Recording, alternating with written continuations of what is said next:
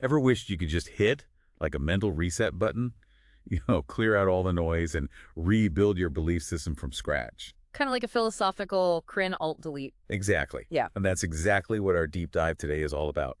We're tackling René Descartes and his quest for unshakable truth. And it's a fascinating journey because, well, we're not just talking about some dusty old philosophy here.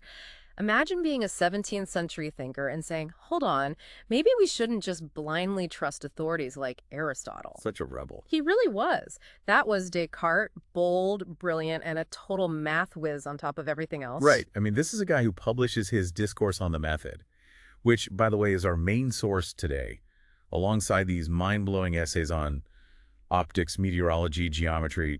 Talk about range. It's pretty impressive. Yeah. But here's what really grabbed me. He wrote the Discourse, like a personal story, and in everyday French, not that stuffy academic Latin. Which was pretty radical for the time. Totally. It's almost like he wanted people to eavesdrop on his thought process. Exactly. Descartes was a product of his time, a time when skepticism was brewing and old certainties were crumbling. But, and this is key, he wasn't content with just tearing things down. He desperately wanted to find a new, solid foundation for knowledge. And did he believe everyone could do this? Or was it just like a genius thing? He really believed everyone had the power to do the same, to reach that same level of certainty. That's so cool. Okay, so that leads us to his famous method, which we're going to, you guessed it, unpack today. You ready to dive into these 4 rules? Absolutely, let's do it. They might sound simple at first, but trust me, they pack a punch. So, rule number 1. Descartes says, and I'm paraphrasing here, don't just take things at face value. Makes sense. Only accept as true what you yourself clearly and distinctly perceive. Okay, so it's got to be like crystal clear. Exactly, like really, truly, undeniably clear. No fuzzy logic allowed. Nope. He wants to base his entire system of knowledge on those bedrock certainties, those things you just can't deny. Okay, so that's rule 1. Don't just assume, be sure. What about rule number 2? Oh, get down. Break it down. Yeah. Break down those complex problems into smaller, more manageable pieces. Right. It sounds almost obvious when you say it like that. It does. But have you ever noticed how often we get totally overwhelmed by trying to tackle everything at once? All the time. Right. Descartes is advocating for a much more systematic step-by-step approach to, well, understanding the world. That reminds me of something I read about cognitive behavioral therapy, or CBT. Have you heard of that? Sure, yeah. It's all about breaking down these overwhelming problems, anxieties, whatever, into smaller, more manageable steps. It's almost as if Descartes was like anticipating these modern approaches to managing our thoughts and emotions. It's a pretty brilliant insight that really transcends time, isn't it? And it speaks to the enduring power of his ideas. Now, Rule 3 takes us inward a bit. Descartes really emphasizes the importance of, well, mastering our desires and focusing on what we can actually control. Which is? Our thoughts and our reactions to those external events, all that stuff we can't control directly. It sounds like he's saying, and tell me if I'm wrong here, but it sounds like he's saying true freedom comes from within, not from trying to control, the uncontrollable. Almost stoic, wouldn't you say? Absolutely. 100%. And it highlights that Descartes wasn't just some, ivory tower philosopher detached from the practicalities of life. He really saw this method as a guide to living a better, more fulfilling life, not just like figuring out abstract philosophical puzzles. I like that. Okay, bring on rule number 4. What's the final piece of the puzzle? Be thorough, basically. Thorough. Yeah, be thorough and meticulous in your examination of, well, any issue, really. Okay, so don't phone it in. Exactly. Don't just jump to conclusions all the time. Make sure you haven't overlooked anything. We could all use a bit of that in our age of information overload, can you say? Absolutely. 100 times, yes. Okay, so we've got these 4 rules, right? And they make a lot of sense even to this day. They're about approaching the world and ourselves with this incredible, careful, methodical mindset. But then Descartes takes this radical turn, right, and dives headfirst into the mind-body problem.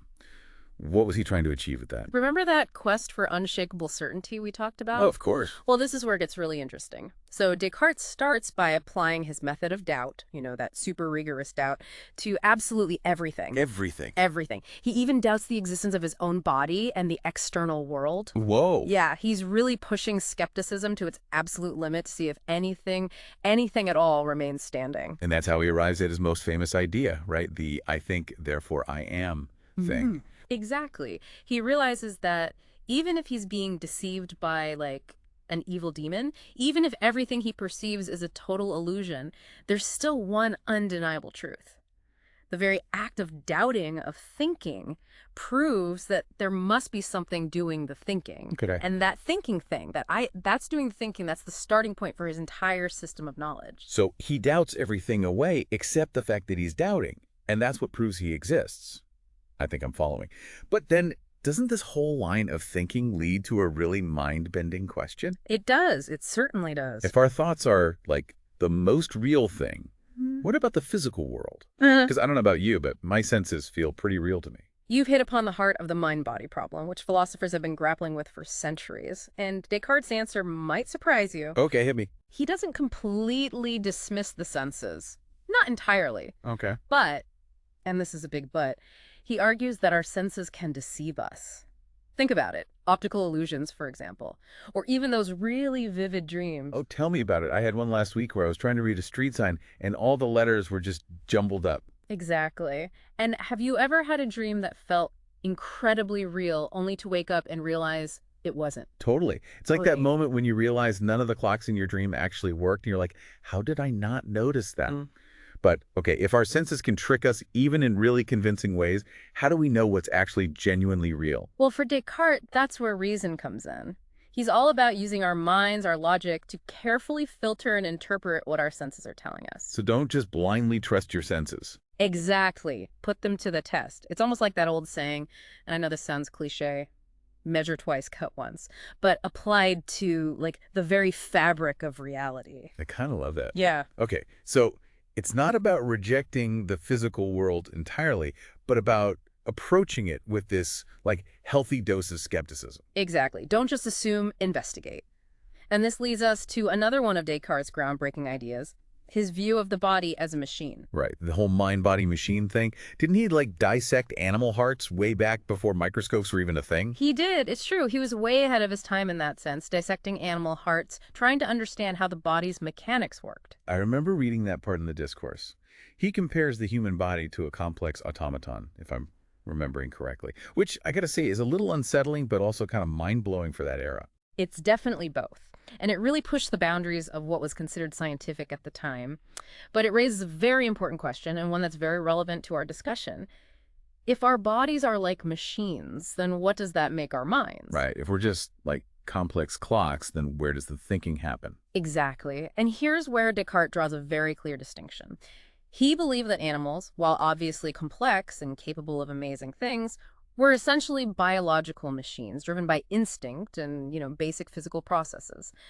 Humans, on the other hand, well, he believed humans had something more. Like a soul. Exactly. A soul, a thinking substance. And this soul, according to Descartes, is what interacts with the physical body, what animates it, in a sense. So the soul is what sets us apart from those biological machines like animals. It's what gives us consciousness, free will, all the things that make us uniquely human. That was his argument. And, it's a concept that still resonates today, even if we might define those terms differently. Think about artificial intelligence. We've built machines that can learn, adapt, even compose music that sounds, eerily human. But does that mean they have consciousness in the same way we do? Are they driven by a soul? Whoa. Good question. Yeah, And probably a topic for a whole other deep dive. absolutely. So if I had to sum up, and tell me if you think I'm getting this right, but it seems like Descartes really challenges us to examine our assumptions about, well, everything. The world, our senses, even our own minds. He does, and that's the beauty of his work, in my opinion. The discourse on the method isn't just some, historical artifact gathering dust on a shelf. It's an invitation, a challenge to think critically, to question everything, and to never stop seeking truth. And who knows, you might be surprised at what you discover along the way.